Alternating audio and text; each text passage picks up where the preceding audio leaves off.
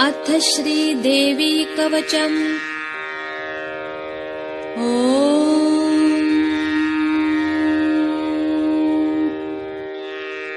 श्रीगणेशाय नमः।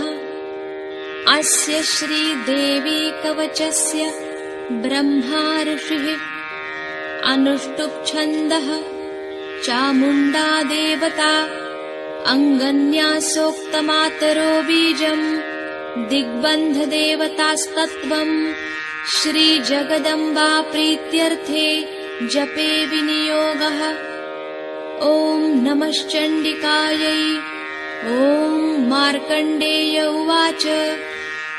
यद्गुह्यं परमं लोके सर्वरक्षाकरं नृणाम् यन्न कस्यचिदाख्यातं तन्मे ब्रूहि पितामह। ब्रह्मोवाच अस्ति गुह्यतमं विप्र सर्वभूतोपकारकम् देव्यास्तु कवचं पुण्यं तच्छृणुष्व महामुने। प्रथमं शैलपुत्रीति द्वितीयं ब्रह्मचारिणी तृतीयं चन्द्रघण्टेति कूष्माण्डेति चतुर्थकम् पञ्चमं स्कन्दमातेति षष्ठं कात्यायनीति च सप्तमं कालरात्रिश्च महागौरीति चाष्टमम् नवमं सिद्धिदात्री च नवदुर्गा प्रकीर्तिताः। उक्तान्येतानि नामानि ब्रह्मणैव महात्मना अग्निना दह्यमानस्तु शत्रुमध्ये गतोरणे विषमे दुर्गमे चैव भयार्ताः शरणं गताः न तेषां जायते किञ्चिदशुभं रणसङ्कटे नापदन्तस्य पश्यामि शोकदुःखभयं नहि यैस्तु भक्त्या स्मृता नूनं तेषां सिद्धिप्रजायते ये त्वां स्मरन्ति देवेशि रक्षसे तान्न संशयः। प्रेतसंस्था तु चामुण्डा वाराही महिषासना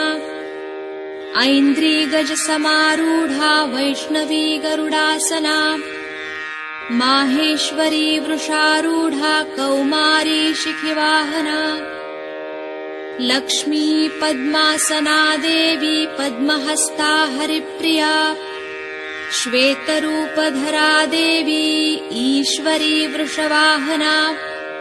ब्राह्मी हंससमारूढा सर्वाभरणभूषिता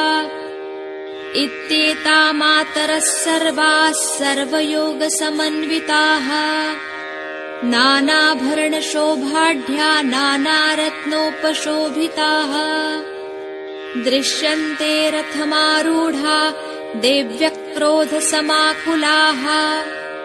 शङ्खं चक्रं गदां शक्तिं हलं च मुसलायुधम् खेटकं तोमरं चैव परशुं पाशमेव च कुन्तायुधं त्रिशूलं च शार्ङ्गमायुधमुत्तमम् दैत्यानां देहनाशाय भक्तानामभयाय च धारयन्त्यायुधानीत्थं देवानां च हिताय वै नमस्तेऽस्तु महारौद्रे महाघोरपराक्रमे महाबले महोत्साहे महाभयविनाशिने त्राहि मां देवि दुष्प्रेक्ष्ये शत्रूणां भयवर्धिनि प्राच्यां रक्षतु मामैन्द्री अग्नेय्यामग्निदेवता दक्षिणेवतु वाराही नैऋत्यां खड्गधारिणी प्रतीच्यां वारुणी रक्षेद्वायव्यां मृगवाहिनी उदीच्यां रक्षकौबेरि ईशान्यां शूलधारिणी ऊर्ध्वं ब्रह्माणि मे रक्षे दधस्ताद्वैष्णवी तथा एवं 10 दिशो रक्षे चामुण्डा शववाहना जया मे अग्रतस्थातु विजयास्थातु पृष्ठतः अजिता वामपार्श्वे तु दक्षिणे चापराजिता शिखां मे द्योतिनी रक्षे दुमामूर्ध्नि व्यवस्थिता मालाधरी ललाटे च भ्रुवौ रक्षेद्यशस्विनी त्रिनेत्रा च भ्रुवोर्मध्ये यमघण्टा च नासिके शङ्खिनी चक्षुषोर्मध्ये श्रोत्रयोर्द्वारवासिनी कपोलौ कालिका रक्षेत् कर्णमूले तु शाङ्करी नासिकायां सुगन्धा च उत्तरोष्ठे च चर्चिका अधरे चामृतकला जिह्वायां च सरस्वती दन्तान् रक्षतु कौमारी कण्ठमध्ये तु चण्डिका घण्टिकां चित्रघण्टा च महामाया च तालुके कामाक्षी चिबुकं रक्षेद्वाचं मे सर्वमङ्गला ग्रीवायां भद्रकाली च पृष्ठवंशे धनुर्धरी नीलग्रीवा बहिः कण्ठे नलिकान्नलकूबरी खड्गधारिण्युभौ स्कन्धौ बाहू मे वज्रधारिणी हस्तयोर्दण्डिनी रक्षेदम्बिका चाङ्गुलीस्तथा नखाञ्छूलेश्वरी रक्षेत् कुक्षौ रक्षेन्नलेश्वरी स्तनौ रक्षेन्महालक्ष्मीर्मनःशोकविनाशिनी हृदये ललिता देवी उदरे शूलधारिणी नाभौ च कामिनी रक्षेद्गुह्यं गुह्येश्वरी तथा कट्यां भगवती रक्षेज्जानुनी विन्ध्यवासिनी भूतनाथा च मेढ्रं मे ऊरू महिषवाहिनी जङ्घे महाबला प्रोक्ता सर्वकामप्रदायिनी गुल्फयोर्नारसिंही च पादौ चामिततेजसी पादाङ्गुली श्रीर्मे रक्षेत् पादाधस्तलवासिनी नखान्दंष्ट्रान् कराली च केशांश्चैवोर्ध्वकेशिनी रोमकूपेषु कौबेरी त्वचं वागीश्वरी तथा रक्तमज्जावसा मांसान्यस्थिमेदांसि पार्वती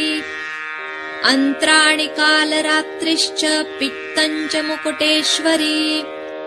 पद्मावती पद्मकोशे कफे चूडामणिस्तथा ज्वालामुखी नखज्वाला अभेद्या सर्वसन्धिषु शुक्रं ब्रह्माणि मे रक्षेच्छायां छत्रेश्वरी तथा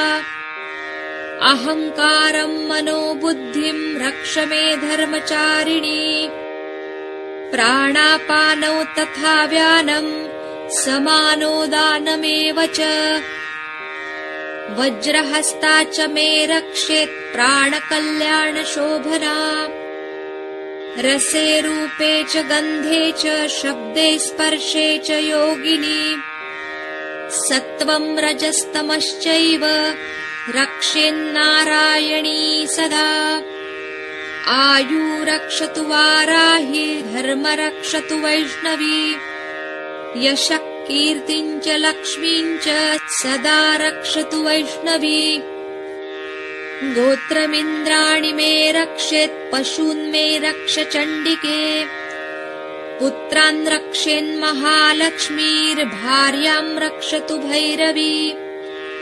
मार्गं क्षेमकरी रक्षेद्विजया सर्वतः स्थिता रक्षाहीनं तु यत्स्थानं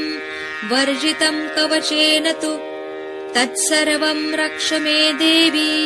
जयन्ती पापनाशिनी पदमेकं न गच्छेत्तु यदीच्छेच्छुभमात्मनः कवचेनावृतो नित्यं यत्र यत्राधिगच्छति तत्र तत्रार्थलाभश्च विजयः सार्वकामिकः यं यं कामयते कामं तं तं प्राप्नोति निश्चितम् परमैश्वर्यमतुलं प्राप्स्यते भूतले पुमान् निर्भयो जायते मर्त्यः सङ्ग्रामेष्वपराजितः त्रैलोक्ये तु भवेत् पूज्यः कवचेनावृतः पुमान् इदं तु देव्याः कवचं देवानामपि दुर्लभम् यः पठेत् प्रयतो नित्यं त्रिसन्ध्यं श्रद्धयान्वितः दैवी कला भवेत् तस्य त्रैलोक्येष्वपराजितः जीवेद्वर्षशतं साग्रमपमृत्युविवर्जितः नश्यन्ति व्याधयः सर्वे लूता विस्फोटकादयः स्थावरं जङ्गमं वापि कृत्रिमं चापि यद्विषम् अभिचाराणि सर्वाणि मन्त्रयन्त्राणि भूतले भूचराख्येचराश्चैव जलजाश्चोपदेशिकाः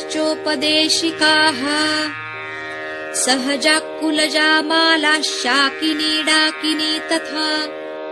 अन्तरिक्षचरा घोरा डाकिन्यश्च महाबलाः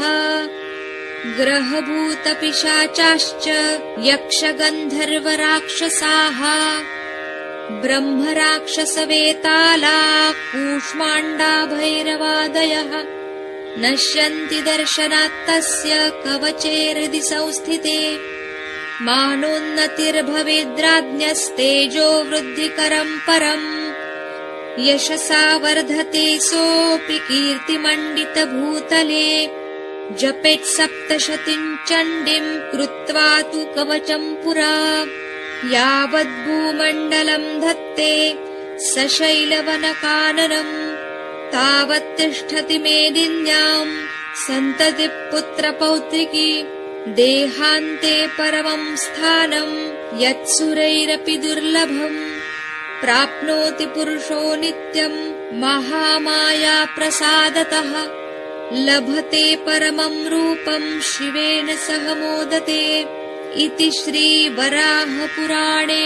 हरिहरब्रह्मविरचितम् देव्या कवचं सम्पूर्णम्।